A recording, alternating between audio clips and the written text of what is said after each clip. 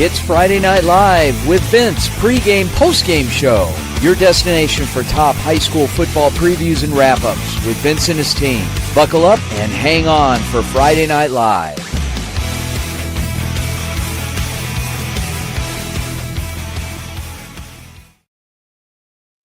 Good evening, ladies and gentlemen. Happy Thanksgiving and welcome to another edition of Friday Night Live with Vince pregame show with our amazing co-hosts tonight, Jasmine Dickmans and Marla Mundo. Jasmine, Marla, how you guys doing? Good. Pretty good, yeah. Awesome. Jasmine, of course, out of Arizona State. Marla out of UNLV. It's been quite a season as we roll into semifinals, championship games. Literally one of our final weeks of the high school football season. What have been some high points for each of you? Marla, starting with you. It's just got to be the recognition I've gotten.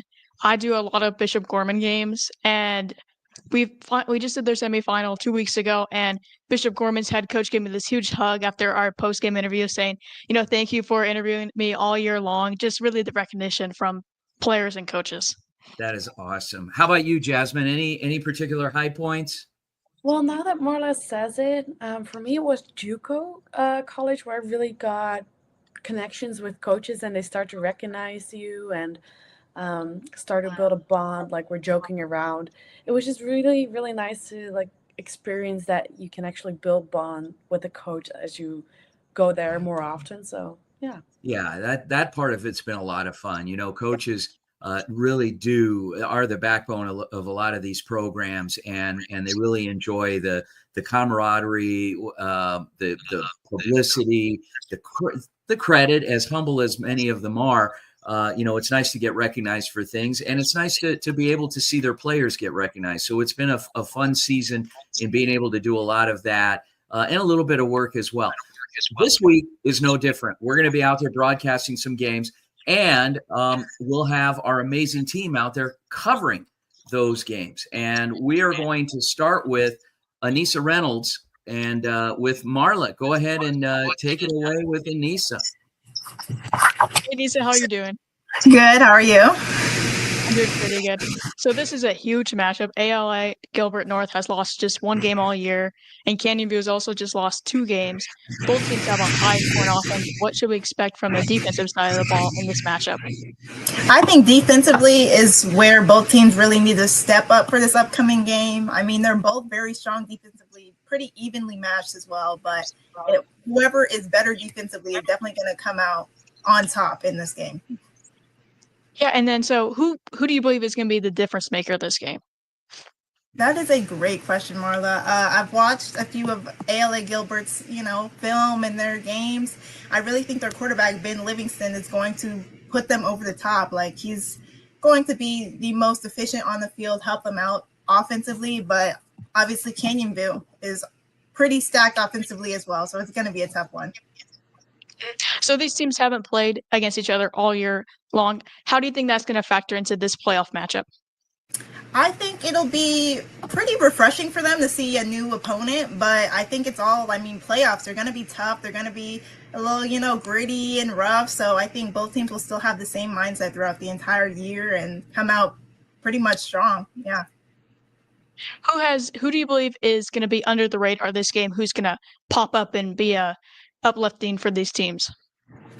For Canyon View, Brady Grizzle, he's been stellar all year. I mean, I know he's one of the top names, so he may not be under the radar, but I definitely think he's going to be wide receiver's going to come out and really help Canyon View come on top. And like I said, for ALA North, their quarterback, but obviously as well, their running back, Weston Powell, one of the best in the state, doing it all. So I think he's definitely going to be another one to look out for.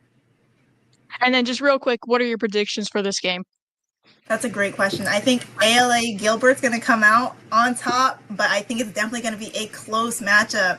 Both these teams score a lot, so I think, going to be a higher match game. Thank you, Nisa. Great speaking to you tonight. Thank you. And I believe we have next is Rodolfo and Jasmine. Hey, how's it going, Jasmine? Good. How are you, Rodolfo? Good evening. Good evening. How you doing? So tell me a little bit, what is happening in Sacramento this week? What games are you looking out for? Well, let me tell you, the championship game is already set. Obviously, you got Folsom, which was already an opponent that it was already expected one of the best teams in the country. Which actually last game they beat their opponent Monterey Trail 54-14. But actually, I have a surprise. One of the teams that was supposed to be in the championship game was supposed to be Grand High School, but Grand got upset by Oak Ridge. Oak Ridge was one of the contenders coming up, and they ended up beating Grand last second field goal. So Oak Ridge and Folsom, that will be the final here in Sacramento. And did you see that upset game yourself? Did you watch it all through? Yeah, at the end, yeah. I mean, it was super exciting throughout the first three quarters. Oak Ridge was on top 6-0, and at the last quarter, that's where it got excited. Grant was able to score at first, then all of a sudden at the end, Oak Ridge was starting to push the ball a little bit, and once they got close to the goal line, they kicked the ball and they ended up winning the game. So they're here in the championship. So we'll see how that goes. So real quick, what are your predictions for the championship? Well, let me tell you, I see Folsom again winning their fifth straight game. I mean, this team is a powerhouse and it's a dynasty. It's official. It will be a dynasty. Great. Thank you, Rodolfo. Happy Thanksgiving, and thank you for this. To you too, Jasmine. Thank you. So next up, we have Marla with Ethan. So, Ethan, you've got Gila Ridge, Micah Mountain. Gila Ridge has 2 shutout wins in the past 3 games. Who has been the leader defensively for them? For Gila Ridge, honestly, they have their 3 best defensive linemen, who I have in front of me actually, are number 9, Drew Cottle, number 22, Andy Rodriguez, and senior number 18, Christopher Inglet. Those 3 guys have 37 sacks combined out of the 48 on the team, and I'm calling them the triple talent ambush. That's their nickname that I'm giving them. And those 3 guys alone are their best contributor for this defense, hands down. Wow. So then going back to Micah Mountain also has 3 shutout wins and 2 in the past 3 games. Who has been the leader for them defensively? There's really no specific name for them, honestly. They have multiple corners who have 4 interceptions and 2 interceptions, and in all honesty, they have 12. They had 17 last season when they won the 2024 4A state championship, and so they're kind of repeating the same recipe as last season. They have an efficient offense, but let the defense do the dirty work and get the ball back. So I would say, honestly, everybody overall, but especially their defensive back group. And so these teams haven't played each other all year long. What advantages do you believe, just basing off looking at it, do these teams have over each other? It's crazy because they have 2 different stories coming into this. Micah Mountain wants to repeat, and Gila Ridge wants to get there for the first time in program history. And this is the first matchup these 2 teams have ever had against each other. So honestly, they're going to come in with the same approach, and that is obviously win the football game in a very physical manner. I believe it's going to be back and forth through the air, especially through the ground. Especially for the Hawks, they have their running back, number 4, Prentice Box Jr., or Box the third, excuse me, with 1,607 rushing yards and 22 touchdowns. I mean, come on. I mean, if they don't get him going, I don't know. So I think with the 2 split backs that Micah Mountain has versus Gila Ridge's main motor of the offense, it's just going to be back and forth, man. I cannot wait for this matchup. So if it's going to be such a back and forth game, who do you think is going to be the for sure difference maker? The difference maker, honestly, Gila Ridge has a ton of 2-way players, both offense and defense. And I just feel like, again, whoever can run the ball better is going to win this game because it's all about controlling the line of scrimmage. As long as they keep each other's defenses on the field, it's going to be a tie 1 throughout the entire contest, and it's going to come down to the last play of the game. So, last question. What are your predictions for this game? Tell me quarter by quarter. Quarter by quarter, I'd say the first half overall is going to be pretty physical, pretty slow. I think it's going to be testing the waters and seeing where they can find the weaknesses in each other's defense. Third quarter, things will ramp up a little bit. And then the fourth quarter, that's when the air raid gets going. And that's where the back and forth scoring starts to happen. So I don't know who's going to come out on top, honestly, but I think that's my overall perspective of the game and how it's going to go. Thank you. Then it was a pleasure talking to you tonight. Yeah, of course. Thank you guys. Have a good one and happy Thanksgiving. Next up we have is Jasmine's lead us off. Lead us off, Jasmine. Hey, so I'll be talking with JR. Yes, you're in East Texas, and I believe you're going to tell me a little bit about the regional semifinal. So take it away with me. So Kilgore is playing Bridge City this Friday. They haven't played each other any time in recent history, and they're both 11-1. That being said, the Cardinals have strong passing power. They run about 196 yards per game, and that is powered by quarterback Hudson Hoffman passing to Abraham Munguia. On the other hand, and this is where I think the real advantage is that Kilgore's defense is strong. They only allow about 125 points per game versus Bridge City's close to 200. And David McGowan last game versus Stafford had 10 tackles, 1 sack, and a defensive touchdown. And Isaiah Waters, 6 tackles, 3 of them for loss, and a fumble recovery that led to a defensive touchdown. So the threat to Kilgore that I see is that if the Cardinal offensive line protects Hoffman, Bridge City may spread Kilgore's defense thin, and that'll generate some early explosive plays that prevent the Bulldogs from controlling the clock with their ground game like they would like to do. So do you see that happening in the first half of the game? The Bulldogs really controlling that? Do you think that's something likely to happen? Well, if the Bulldogs don't get Bridge City under control early in the game, then their defensive confidence will be shaken in the second half.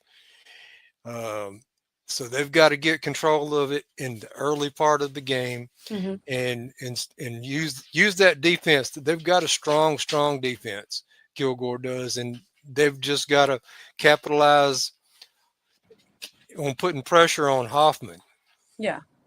And then real quick, we know it's a big stadium, 8,000 seat capacity. Do you see it being full for this semifinal, or at least half full? I would think so, because it's not that far. It's further actually from Kilgore than it is from Bridge City. However, Kilgore has a strong community backing, and I'm going to talk a little bit about that this week in my segment. And but Bridge City is like closer to it, so yeah, it's probably going to be fairly full, I would think. And it's a holiday weekend, so everybody's got plenty of travel time if they want to have it. For sure. And then any last final predictions for winner of the game? Kilgore, but I don't think it's going to be a blowout 42-0 like it was last week at Stafford. All good. Thank you so much, JR, and happy Thanksgiving. You too, Jasmine. We'll see each other around. We'll see each other. We're going to go to a really quick break, but don't go anywhere because stay tuned. We have some more exciting things coming up. The Angry Crab Shack in Tempe. With an experience so good it remains indescribable, with something for every seafood lover.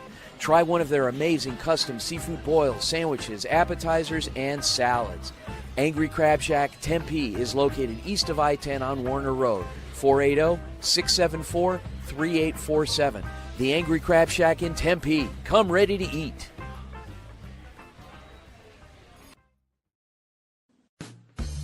APAC is your one-stop source for all your automotive and heavy-duty air conditioning parts, supplies, and equipment. They're family-owned and have been the Valley's go-to for all your auto AC needs since 1982. Whether it's for your everyday or vintage car, commercial, or off-road vehicle or equipment, APAC has you covered. Call APAC, AAPAK, the AC experts at 602-254-1116 and ask for the Varsity Special to get 10% off your purchase. Hello, Varsity Sports Show family. I'm Tommaso Perez from ASU.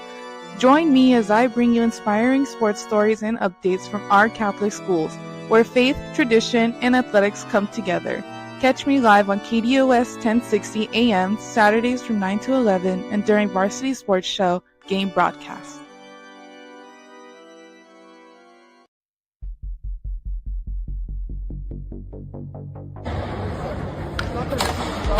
What's up, everybody? It's Rob Blackgate, Medicine in Motion, out here in Paris.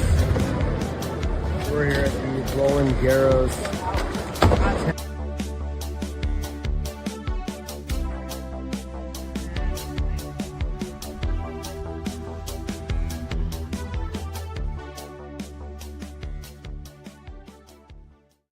Hey guys, Vince here to talk about Angel Dentistry. It's where my wife and I have gone for over 10 years, and we trust them with our routine and extensive dental care because they care. Dr. Amber Angel is an Arizona native, born in the town of Miami, and has been practicing in the Valley over 20 years. For general to comprehensive dental services, call 602-788-2008. Located off of Cave Creek Road just north of the 101 in North Phoenix. Angel Dentistry, proud supporters of our young people and proud partners of the Varsity Sports Show.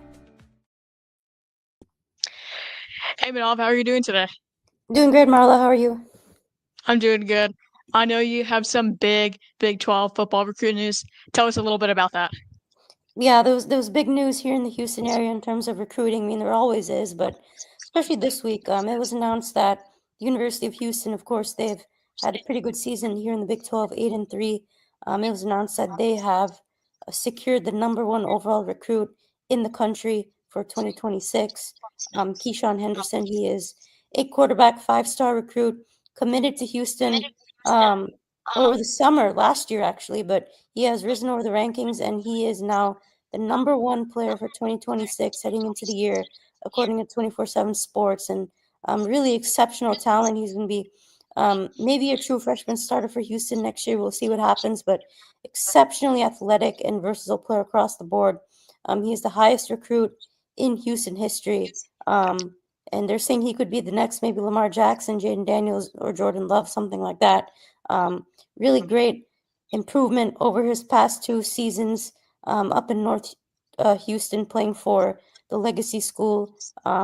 He's done really well up there. Such a great talent. I mean, initially, he was a wide receiver in his freshman year, had over 1,000 yards receiving. And he got initially a few offers. He's gotten offers from all over the country, but he looked good at safety. He looked good at wide receiver, got some snaps at quarterback, and sophomore year made the transition to quarterback, and he has looked incredible. This past season, he had 44 touchdowns, only 6 interceptions. He had almost 600 yards rushing with 10 touchdowns and 3,700 yards complete yards through the air. So really good for Houston in terms of getting someone like him. He was committed to them right from the start. And, you know, he loves the city, loves the support he's gotten from Houston. And the Cougars have a really special talent. They've been promoting him as the key to the city to really unlocking this Houston program for the future. Well, thank you, Manav. It's been a pleasure speaking to you tonight. Awesome. Thanks so much.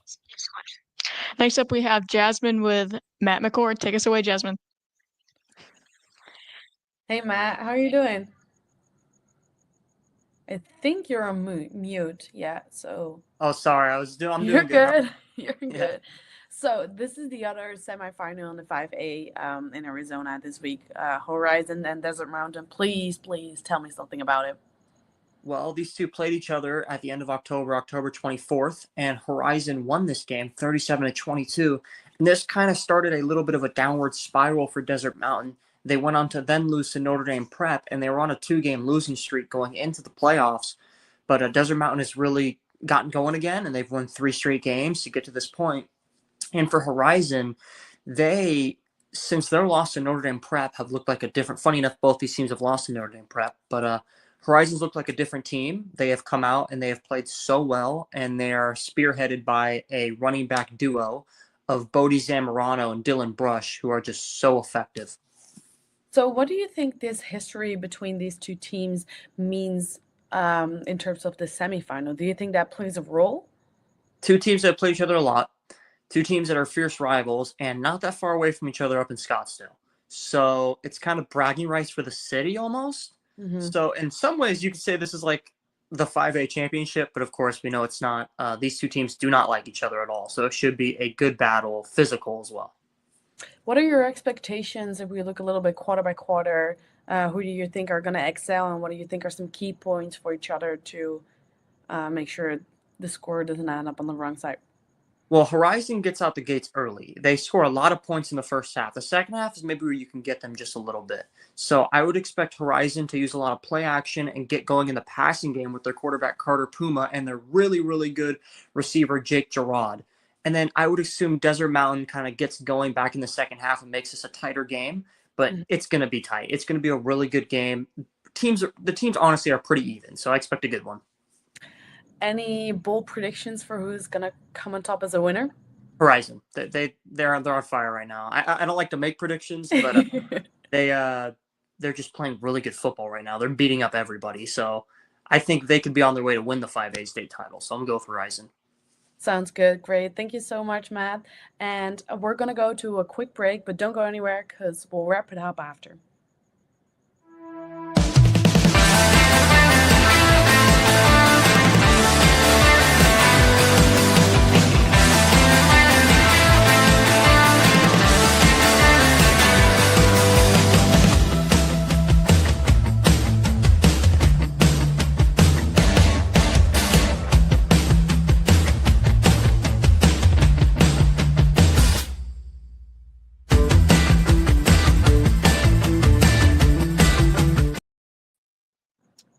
All right, guys, welcome back to Friday Night Live with Vince pregame show here presented by the Varsity Sports Show. Guys, great job tonight. It was a little bit of a condensed version. We've got some great reporting, Big 12 report, East Texas, Sacramento, and then, of course, the 4A, 5A semifinals that we are going to be covering locally here. It's going to be a lot of great football wherever you're at in the Valley on Friday night. And we also, again, want to extend everyone a happy Thanksgiving. Any final thoughts, Jasmine? Excitement? Anything you're looking forward to in particular?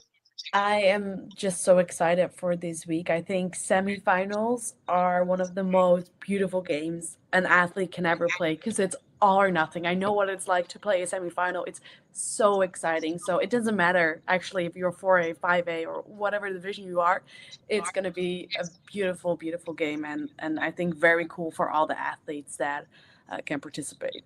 Awesome. And then Marla, you had a chance to be on the call for a state championship game in Southern Nevada last week, and throughout the season, you've been part of the Bishop Gorman broadcast team. Now you're going to be doing helping out on some pregame, postgame coverage of Arizona teams. Anything in particular from what you've seen from some of these teams play, or at least highlights that you're looking forward to?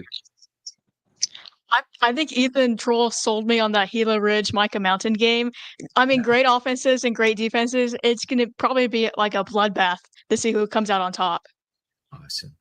All right, guys. Thanks again for tuning in. We will see you back here Friday night at 10 p.m. for the post-game show with a wrap-up of many of the games and some surprises and maybe some that won't be such a surprise. But again, hope you've all had a great, happy Thanksgiving and a great week, and we'll see you back here in a couple hours.